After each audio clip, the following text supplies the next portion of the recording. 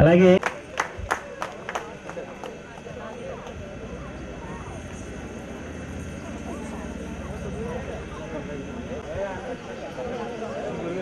మనందరికీ చాలా సుపరిచితులు శ్రీ సత్యనారాయణ గారు. సత్యనారాయణ గారి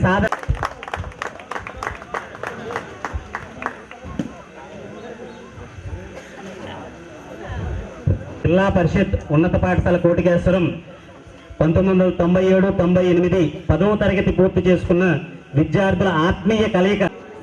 శివకుమార్, మన మిత్రులందరూ కూడా ఇక్కడ కొంచెం మనం ఇలా ముందుకు వచ్చేసి మనందరం కూర్చుంటే. శుక్లాంబరధరం విష్ణుం శశివర్ణం చతుర్భుజం ప్రసన్నవదనం ధ్యాయేత్ సర్వవిఘ్నోపశాంతయేత్.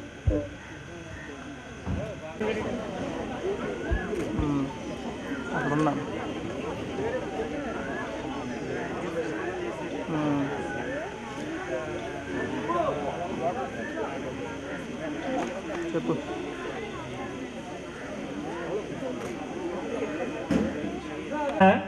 జాతీయ గీతం మొదలవుతుంది. అందరూ కూడా కొంచెం సభావేదిక లేచి నుంచి అందరూ మొదలు పెడదాం.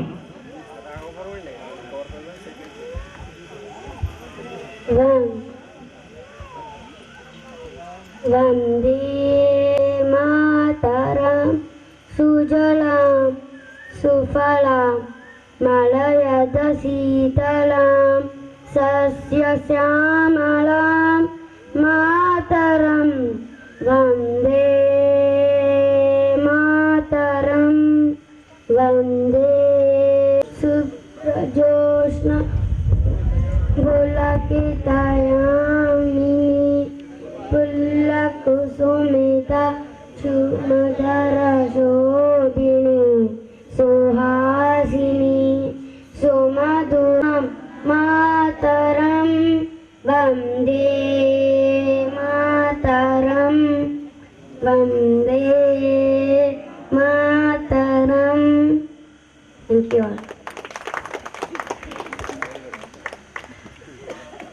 Thank you so much.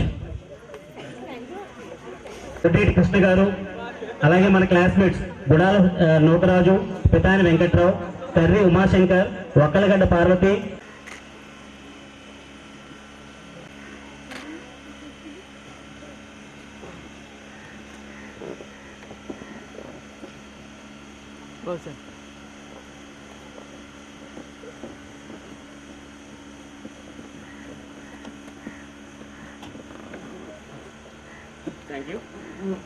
Thank you.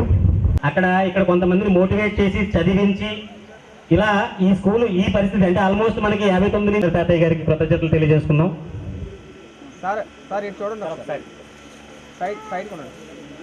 Family హత్త పెట్టనే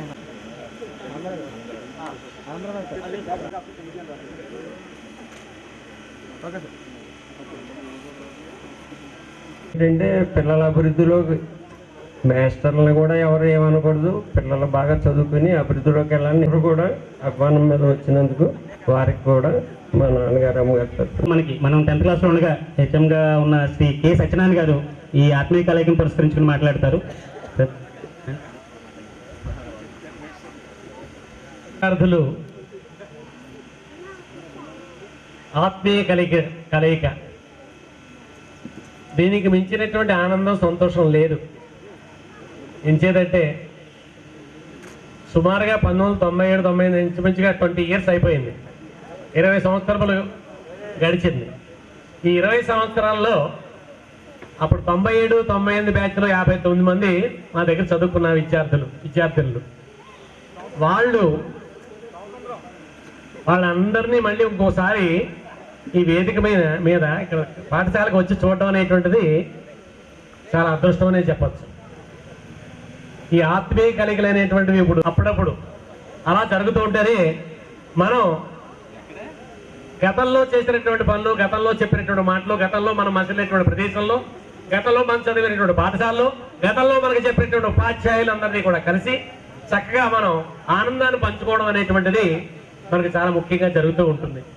అదేవిధంగా ఈ సంవత్సరం 97-98 సంవత్సరం విద్యార్థులు అందరూ కూడా చాలా కష్టపడి దీనికి కొంతమంది విద్యార్థులు ఉన్నారు, శివకుమార్, శ్రీనివాసు, చాలా మంది కొంతమంది వాళ్ళు నాకు చెప్పడం జరిగింది. ఫోన్ చేసి నేను అప్పుడు హైదరాబాద్లో ఉన్నాను, జరిగింది వచ్చి కాసేపు మేము ఒక అరగంట సేపు మాట్లాడుకున్నాం. పైగాను చాలా సంతోషం వేసింది. మీకు పాటించేటువంటి గురువు గారిని జ్ఞాపకం పెట్టుకుని మీరు ఫోన్లోనే కాకుండా నా దగ్గరికి వచ్చి నువ్వు కలిసి నాతో మాట్లాడేవంటే ఇంకంతకంటే నాకు ఆనందం ఏముందని చెప్పి అతనితో చెప్పడం జరిగింది. అలాగే కొంతమంది నన్ను పిలవడానికి కూడా వచ్చారు మా ఇంటికి. గురువు గారు అందరినీ కూడా గుర్తు పెట్టుకునేటువంటిది ఒక శుభస్యం అనమాట, మంచి శుభ సూచకం అనమాట. అంచేత గురువు గారిని వీళ్ళందరినీ కూడా ఈ విధంగా పిలవడం అనేటువంటిది ఒక మంచి కార్యక్రమం అనమాట. చాలా సంతోషం. మీరందరూ కూడా పేరుని గుర్తుపెట్టిన అందరినీ కూడా అయినటువంటి గాంధీ గారు మరి వారికి నా నమస్కారం తెలియజేస్తున్నాను ప్రథమంగా. తర్వాత నా దగ్గర పనిచేసినటువంటి మా నెక్స్ట్ నరసింహమూర్తి గారు, తర్వాత నిర్మల గారు present. So craft all of you. ఏంటంటే ఆవిడ ఇక్కడ నా దగ్గర జాయిన్ అయ్యారు. ఫస్ట్ మీటింగ్ నేనే జాయిన్ చేసుకున్నాను నిర్మల గారు. ఇప్పుడు అదే స్థానంలో ఆవిడ ఆక్యుపై చేశారు, ఇక్కడికి వచ్చారు. చాలా ఫీల్ వెరీ హ్యాపీ. వారి నాకు చాలా హ్యాపీగా ఫీల్ అయ్యాను నేను. అంచేత ఆవిడకి మరి నా ఆశీస్సులు తెలియజేస్తున్నాను. లేదప్పుడు వారి పరిచయం ఉంది నాకు. వీరాజు గారు చాలా యాక్టివ్ అని తెలుసును. తర్వాత ఆనందరావు గారు కూడా మన ఆచార్య గారితో ఇక్కడ ఆనందరావు గారు కూడా అక్కడ వర్క్ చేసి ఉన్నారు. చాలా చక్కటి వ్యక్తి. మీరందరూ కూడా నాకంటే చిన్న ఆయన కాబట్టి ఆశీస్సులు తెలియజేస్తున్నారు. నాకంటే పెద్ద పేరు చిన్న పండిట్ గారు పోస్ట్ ఖాళీ అయింది మన స్కూల్లో. అప్పుడు ఆ వేకెంట్ పోస్ట్లో చుట్టుపక్కల వెతికితే కృష్ణ గారు కనిపించారు. ఆయనకి తెలుగు అడగడం జరిగింది.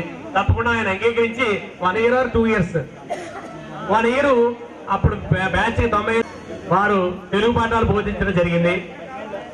వారికి నా ఆశీస్సులు తెలియజేస్తున్నా, కృతజ్ఞతలు తెలియజేస్తున్నా.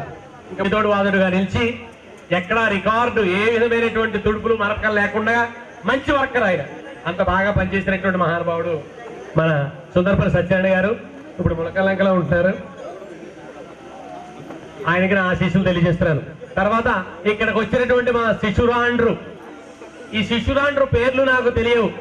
ఏం చేయాలంటే పేర్లు తెలుసు కానీ వాళ్ళ షేపులు మారిపోయాయి.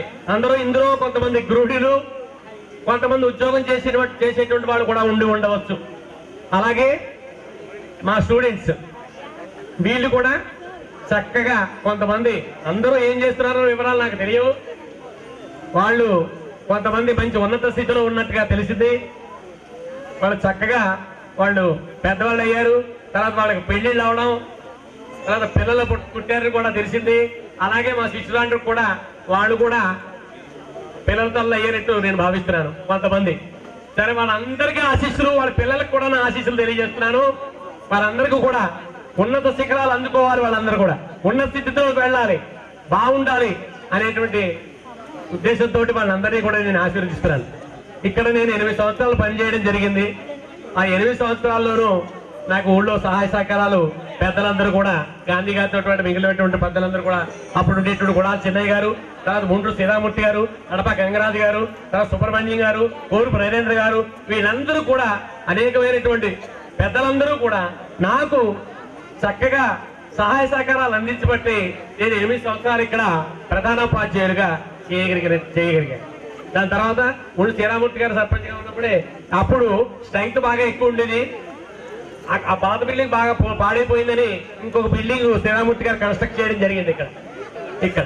దాని తర్వాత అనేక స్కూల్స్ రావడం, స్ట్రెంగ్త్ తగ్గడం, తర్వాత ఇప్పుడు స్ట్రెంగ్త్ తగ్గినట్టుగా తెలిసింది.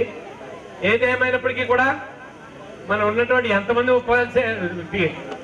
శిష్యులు ఉంటారో, ఎంతమంది స్టూడెంట్స్ ఉంటారో, వాళ్ళకి ఇప్పుడు ఉండేటువంటి ఉపాధ్యాయులందరూ కూడా చక్కటి క్రమశిక్షణతోటి విద్యను నేర్పుతున్నారనేటువంటి ఉద్దేశంతో విద్యని చాలా సంతోషంగా ఉంది.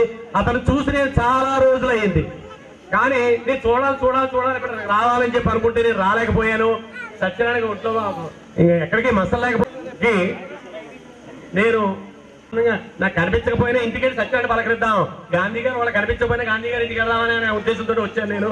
ఇచ్చారంటే వీళ్ళతో 8 సంవత్సరాలు నాకు అవినాభావ సంబంధం, 8 సంవత్సరాలు నాకు వీళ్ళతో టచ్ అనమాట. అంచేత ఏ ఒక్కరిని నేను మీరందరూ షేపులు మారిపోయాయి కాబట్టి నేను గుర్తుపట్టలేనటువంటి పరిస్థితుల్లో మీరందరూ కూడా. అంచేత సరే, ఇంకొకటి ఏంటంటే ఆఖరి విషయం ఒకటి చెప్తున్నాను, వెరీ ఇంపార్టెంట్, మీరు అందరూ గుర్తుంచుకోవాల్సిన విషయం. ఆఖరిగా ఒక ముగింపు, ఒక మంచి, ఇది అందరూ గుర్తుంచుకోవాల్సిన విషయం, ప్రతి తండ్రి పుట్టట.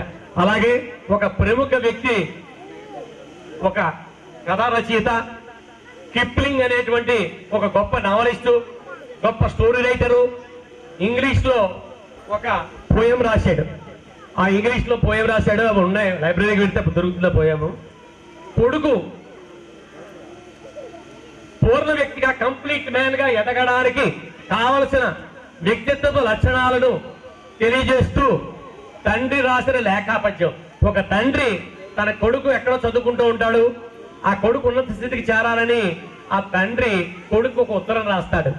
ఆ ఉత్తరంలో కొన్ని ముఖ్యమైన అంశాలు మనం గమనించాలి. ఆ అంశాలన్నీ కూడా ముఖ్యమైనటువంటివి.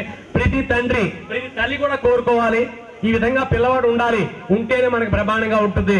ఆ పిల్లవాడు నలుగురికి చెప్పగలుగుతాడు, ఉన్నత శిఖరాలు ఎదురుస్తాడు, మంచి వ్యక్తిగా పరిపూర్ణ. తారుమారైనా నీవు చెక్కు చెదరక సమతుల్యాన్ని పాటించగలిగితే, గిఫ్ట్ క్లాస్, కండిషనల్ క్లాస్ పెట్టాడు ఇక్కడ.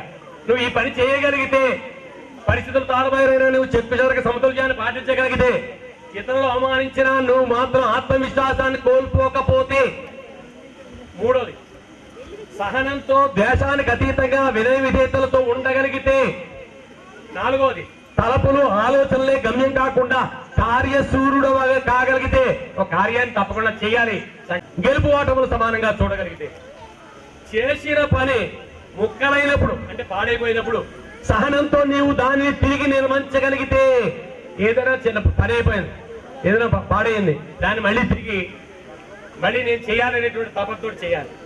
తర్వాత సాధించిందంతా పోగొట్టుకుని, సంపాదించిందంతా పోగొట్టుకుని, సాధించిందంతా పోగొట్టుకుని, తిరిగి పోగొట్టుకున్నానని డీలా పడకుండా తిరిగి అదే ఉత్సాహంతో, రెట్టింపు ఉత్సాహంతో మళ్ళీ మొదలు పెట్టగలిగే స్థైర్యం కనుక ఉండాలి. ఉంటే అంటే అన్ని ఇఫ్ అన్నమాట. బలమైన మనోనిగ్రహంతో చివరికంటా సాధించగలిగితే, ఒక మనోబలం ఉండాలి, ఆత్మవిశ్వాసం ఉండాలి, దృఢ సంకల్పం ఉండాలి, దృఢ ఉండాలి.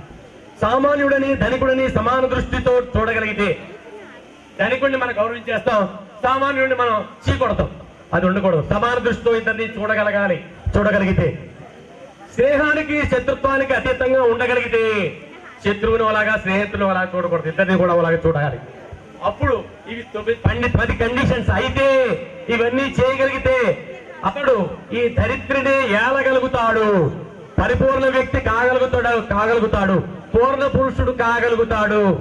ఇవన్నీ కూడా మనిషిని ఆ తండ్రి ఆ కుమారుని ఉద్దేశించి ఈ లేఖలో రాశాడు. ప్రతి తండ్రి కూడా ఇవే విషయాలు, ఈ 10 ఆశించాలి. పిల్లవాడు ఇలా అవ్వాలని చెప్పి వాళ్ళకి బోధించాలి, వాడిని సరైన రీతిలో తీర్చిదిద్దడానికి ప్రతి పేరెంట్ కూడా కృషి చేయాలి అని మీ అందరూ కూడా ఇలా చేస్తారని ఆశిస్తూ, నాకు ఈ అవకాశం చాలా టైం ఇచ్చారు. మీరందరూ చాలా ఓపికగా ఉన్నందుకు మీ అందరికీ కూడా నా ఆశీస్సులు. భగవంతుడు ఎల్లప్పుడూ మీకు తోడు జంట ఉండి మిమ్మల్ని కాపాడుతూ ఆయుర్వేదికేశ్వర్యాలతో మిమ్మల్ని అందరికీ కూడా సదా కాపాడాలని మీ అందరికీ నేను ఆశీర్వదిస్తూ నేను ఇంతతో ముగిస్తున్నాను. జై సాయిరామ్.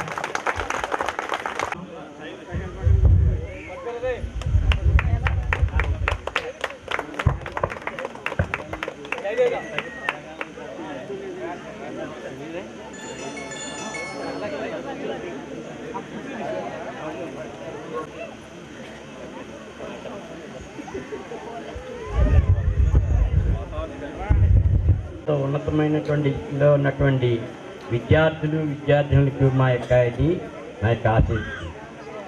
మా ఇంటికి వచ్చినటువంటి ఒక 5గురు వచ్చారు.